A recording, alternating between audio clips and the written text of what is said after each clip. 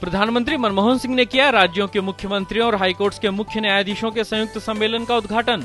प्रधानमंत्री डॉक्टर मनमोहन सिंह ने कहा, देश में जनसंख्या के अनुपात में न्यायाधीशों की संख्या काफी कम। राज्यों के मुख्यमंत्रियों से न्यायाधीशों की संख्या बढ़ाने में पूरा सहयोग करने का किया आह्वान। कहा, अदालत में लंबित मामलों को कम करने और न्याय को सुलभ बनाने के लिए न्यायपालिका और सरकार मिलकर कर रही है प्रयास। कानून मंत्री अश्विनी कुमार ने कहा कि लोगों को त्वरित न्याय दिलाने के लिए न्यायपालिका को और सशक्त करना है जरूरी। देश की अदालतों में करीब 3 करोड़ मामले लंबित होने पर जताई चिंता।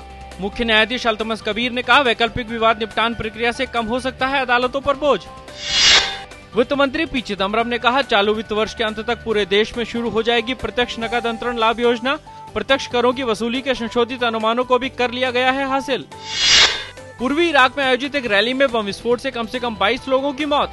रैली पर पहले ग्रेनेड बम से किया गया विस्फोट, उसके कुछ समय बाद एक आत्मघाती हमलावर ने किया हमला। ईरान और विश्व के 6 ताकतवर देश ईरान के परमाणु कार्यक्रम से पैदा गतिरोध पर समझौता कर पाने में रहे नाकाम। यूरोपीय संघ की विदेश नीति की प्रमुख कैथरीन एस्टर ने 2 दिन की बैठक के बाद संवाददाताओं को बताया कि दोनों पक्षों में मूल मुद्दे पर बना हुआ है गतिरोध। अमेरिकी रक्षा विभाग पेंटागन ने अगले सप्ताह किए जाने वाले अंतर महाद्वीपीय बैलिस्टिक मिसाइल के परीक्षण को फिलहाल टाला। पेंटागन ने कहा कि टकराव की आशंकाओं के बीच उत्तर कोरिया इस परीक्षण को गलत रूप में ले सकता है, इसलिए परीक्षण को फिलहाल टाला गया। भारतीय मूल की कमला हैरिस को बेस्ट लुकिंग अटॉर्नी जनरल कहने पर मचे हंगामे के बाद अमेरिकी राष्ट्रपति बराक ओबामा ने अपनी इस टिप्पणी के लिए उनसे माफी मांगी। ओबामा ने गुरुवार को यात्रा से लौटने के बाद कैलिफोर्निया की वरिष्ठ विधि अधिकारी हैरिस से बात की। सीरिया के उत्तरी शहर अलेप्पो में सरकारी सेना के हवाई हमलों में कल 9 बच्चों सहित 15 लोगों की मौत। इस इलाके में कुर्द विद्रोही राष्ट्रपति बशर अल असद की सेना के साथ पिछले काफी समय से कर रहे हैं संघर्ष। सीरिया के मानवाधिकार संस्था ने कहा कि लड़ाकू विमानों ने अलेप्पो के शेख मकसूद जिले में किए हमले।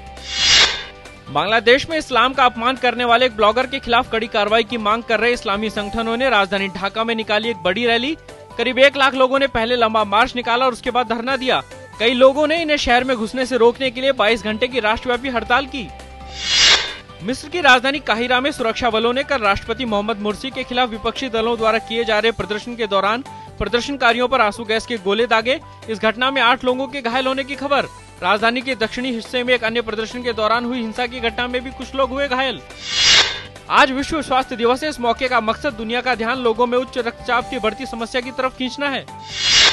प्रख्यात सितार वादक पंडित रविशंकर की आज जयंती। भारत रत्न और ग्रैमी अवार्ड सहित विभिन्न पुरस्कारों से सम्मानित पंडित रविशंकर ने पश्चिम जगत को भारतीय शास्त्रीय संगीत से कराया परिचित। 92 वर्ष की उम्र में पिछले साल 11 दिसंबर को अमेरिका के सैन डिएगो के एक अस्पताल में हुआ उनका निधन।